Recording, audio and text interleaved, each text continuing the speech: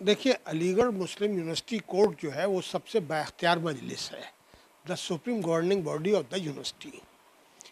1981 के एक्ट से उसकी तादाद जो है वो तकरीबन 187 के करीब बैठती है कि लोकसभा से 6 मेंबर यहाँ आते हैं और 4 राज्यसभा से। इस तरह 10 मेंबर जो है वो कोर्ट के होते हैं।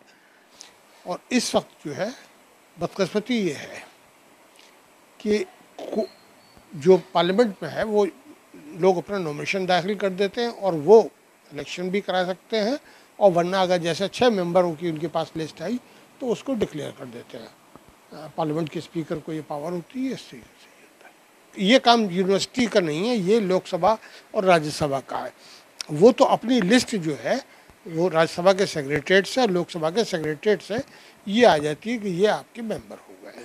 देखिए, मुस्लिम रहनुमाओं में तो मैंने यहाँ बनात वाला साहब को भी देखा है, और बड़े बड़े यानी मैं किस किस का नाम लूँ, कोई मुझे ऐसा नाम याद नहीं आता जो बड़ा आदमी हो और यहाँ ना रहा हो।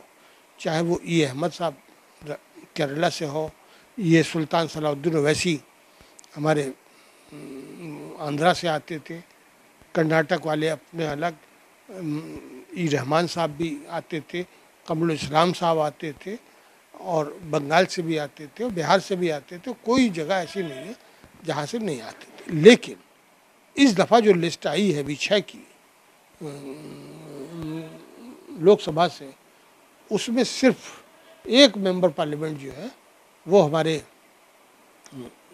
मुस्लिम है। बाकी ने या तो तवज्जो नहीं दी, या इलेक्शन का टाइम उन्हें पता नहीं होगा, या क्या उनकी मजबूरी थी कि वो अगर चुन के आते तो एक, क्योंकि आप मुस्लिम कॉज की नुमाइंदगी करते हैं तो कम से कम कोर्ट के अंदर तो आपको आना चाहिए। सलाउद्दीन ओवैसी साहब मुस्तकिल न सिर्फ दिलचस्पी लेते थे, मैं तो गवाह हूँ, बल्कि वाइस चांसलर बनवाने में भी उनका बड़ा रोल होता था।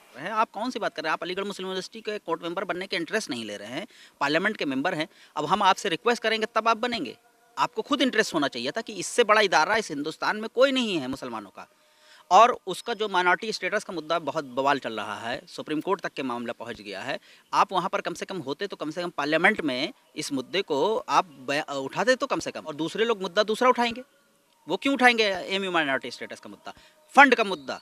किशनगंज सेंटर और ये जो 2 सेंटर और हैं, हमारा जो है मल्लापुरम मुर्शिदाबाद का सेंटर है, उसके फंड को लेकर के कौन मुद्दा उठाएगा? इतना बड़ा माइनॉरिटी का इंस्टीट्यूशन है, यूनिवर्सिटी है, यहाँ पे हमें ज़रूरत है ऐसे सेकुलर लोगों की क़यादत की जो इस यूनिवर्सिटी को बेहतर तौर पर जो है आगे ले जा सकें और तासुब से दूर होकर जो है यूनिवर्सिटी को तरक्की दिला सकें, जो कि हमेशा से इस यूनिवर्सिटी का जो है तरीका और वतीरा रहा है। लेकिन ये ख़बर देखने के बाद कि एक ख़ास आइडियोलॉजी के लोग, एक ख़ास पार्टी के लोग ने सिर्फ़ और सिर्फ नॉमिनेशन किया है, बाकी हमारे जो है सेकुलर लोग या बाकी हमारे जो मुस्लिम माइनॉरिटीज़ के लोग हैं उन्होंने एमयू कोर्ट के मेंबर बनने में दिलचस्पी नहीं दिखाई है, जिसका मुझे बहुत दुख है और मुझे शिकायत भी है इन लोग। लेकिन अफसोस की बात यह है कि सिर्फ कुंवर दानिश ने जो है इसमें अपना नॉमिनेशन किया है। बाकी किसी भी मुस्लिम चेहरे ने, जो कि 27 चेहरे मुसलमानों के हैं, उसमें से किसी भी चेहरे ने जो है किसी ने भी अपना नाम जद नहीं किया। इसका नतीजा ये निकलेगा कि दूसरे लोग जो हैं एमयू कोर्ट में शामिल होंगे और सिर्फ मुसलमानों की तरफ से एक चेहरा आएगा। ये वाकई बड़े अफसोस की बात है। बड़ा ही अफसोस हुआ इस चीज़ को देख करके कि मुसलमानों की इतनी मजबूती होने के बावजूद, एक मुस्लिम इदारा हमारे पास होने के बावजूद, हमारी आवाज़ जो वो दम भरते हैं कि हम तुम्हारे मसाइल उठाते हैं, हम तुम्हारे लिए आवाज़ें उठाते हैं, लेकिन एमयू कोर्ट के लिए किसी ने भी अपना नाम पेश नहीं किया, अपना नॉमिनेशन नहीं दिया। मुझे इसका बहुत ज़्यादा